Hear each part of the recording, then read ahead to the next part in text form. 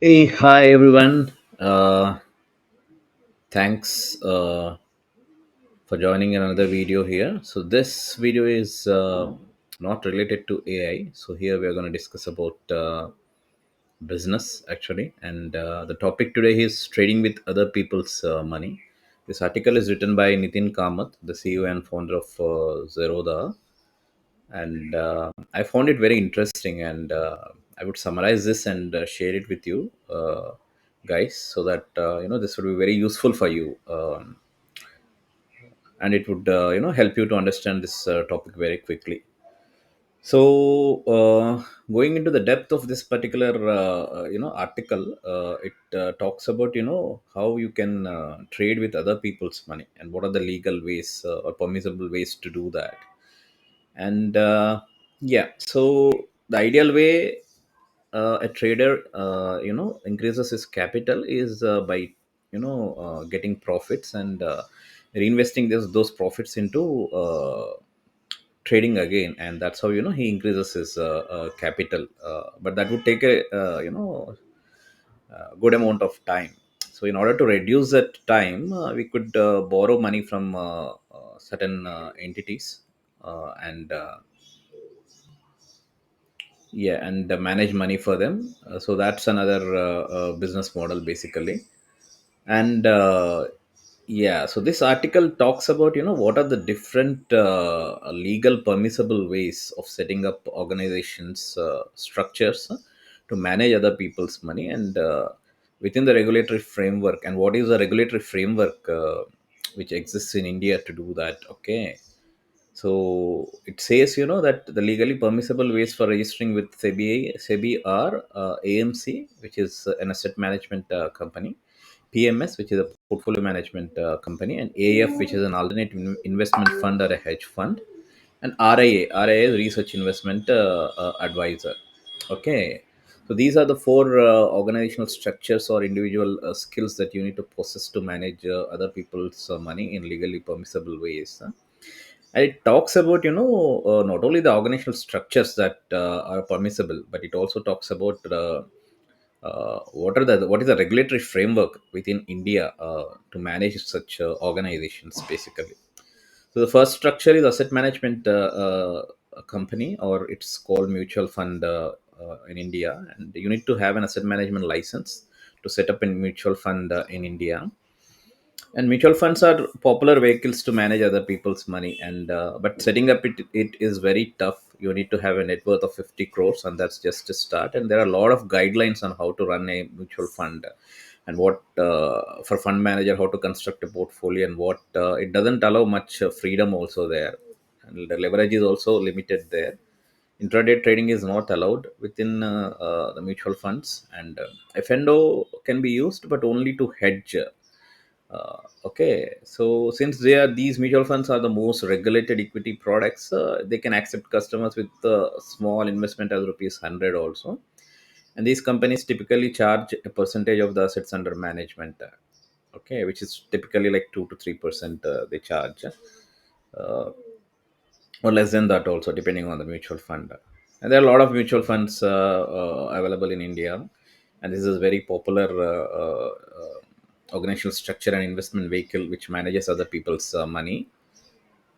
And typically they generate like 12 to 13% on some growth. Mutual funds generate like 28% return on investment over a year. And the device for their strategy is generally diversifying a portfolio or sector specific portfolios they develop. And different types of mutual funds exist, like growth ones. Some are like only investing in blue chip companies, some in mid cap companies, some in growth small cap companies. Okay, so the second organizational structure that is famous and that you can use to manage other people's money is portfolio management, and that's a license. Okay, it is easier compared to setting up a mutual fund or asset management company. A net worth of only 5 crores is required here, and some flexibility is there in terms of portfolio construction. But yeah, here, since risk is there, because flexibility is being offered to you, the customers, at least they should invest 50 lakhs here. you know, and fees would be charged as a percentage of the assets under management, as a percent or as a percentage of the profits. Okay, so and this PMS doesn't allow you to, pool the funds like mutual funds or alternative investment vehicles. This doesn't allow you to pool the funds from clients. So it requires customization, and it's very tough to run this operationally. Okay, so that's the second organizational structure to manage other people's money. The third one, which is very famous in US, and it's also there in India, it is alternative investment fund or hedge fund. So here it is very easy compared to set up to an AMC, and the minimum size to set it up is 20 crores here. There are no rules around portfolio construction here. You can use F&O also here to speculate, and leverage is there up to one time. Intraday and short selling are also allowed in this. So this is a high risk organizational structure and fund, and the minimum investment that the customer has to set aside is 1 crore here, and fees is again here charged as a percentage of the assets under management or the percentage of the profits.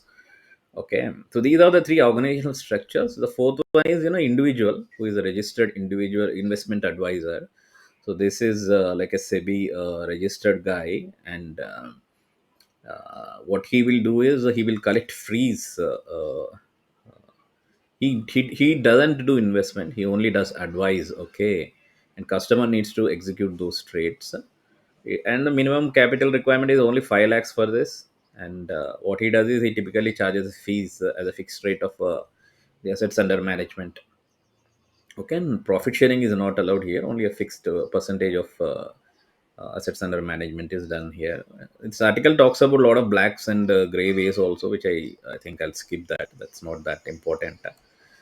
Let's get into this Excel sheet, which details the entire regulatory framework which we have around the company structures that manage other people's money in India. And you see, this again summarizes the same thing, but I'll just show this to you. AMC, which is a typical mutual fund, needs 50 crores if it's a profitable entity, and 100 crores if it is not profitable. That's a requirement, net worth requirement. Okay, and a lot of SEBI's guidelines we have to meet, and strong reputation, track record should be there, audits will be there before granting license. Educational requirements are not there, and okay, but again there is a restriction on how you need to create a portfolio. Okay, it's mostly equity only, and few F&O can be used to hedge only. Okay, different caps exist for different funds here, like equity funds. If you are doing, it's only 65 percent assets in equities could be there. Okay, and this is a typical structure they follow for fees: 2.25% on the first 500 crores, 2% on 500 to 750 crores, 1.75 from 750 to 2,000 crores, 1.6% 2,000 to 5,000, 1.55,000 to 1 lakh, and above 1 lakh expense reduction of 0.5%. Okay, and 1.05% on above 5 lakh crores of assets under management.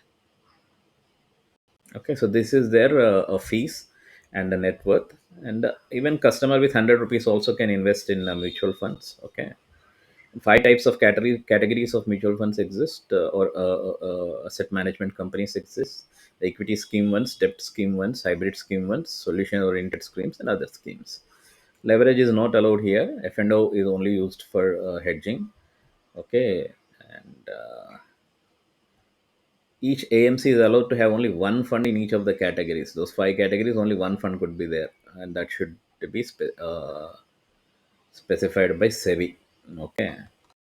The other one, the portfolio management company. If you see, this has a net worth requirement of 5 crores here. Professional qualification in finance is needed. Okay, NISM certifications are needed here.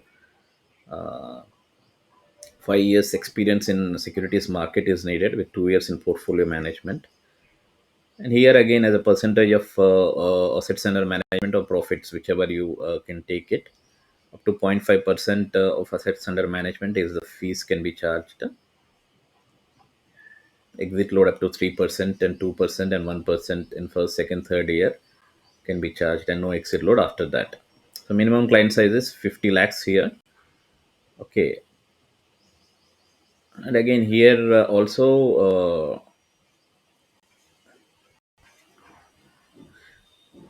they can trade on recognized stock exchanges only. I mean money market instruments and direct mutual funds. And 25% of their capital can be deployed in unlisted client securities. Like these include real estate investment trusts, alternate investment funds, unlisted shares, warrants, etc. No leverage is allowed here also. Okay, maximum exposure is portfolio value here. Okay, and discretionary and non-discretionary portfolio management companies can be there here.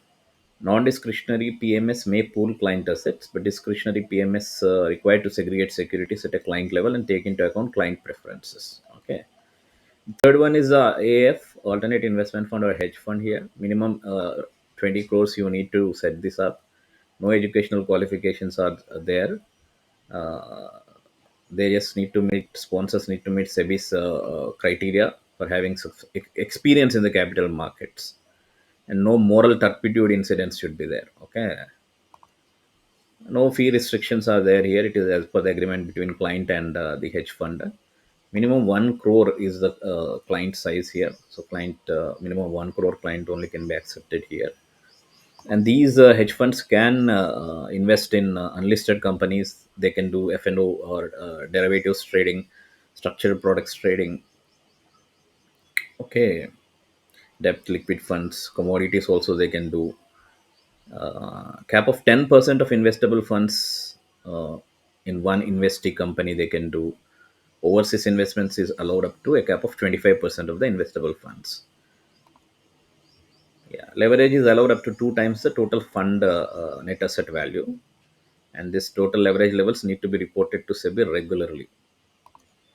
Yeah, F&O shorting, and shorting is allowed, but with restrictions here. Okay, sponsor needs to have 10 crores or 5% of corpus, whichever is less. Okay, so that's the thing here on the asset management company. RIA, this is an individual, so this is not an organization. It's a typical individual with 5 lakhs capital is required. For companies, he needs to have 50 lakhs.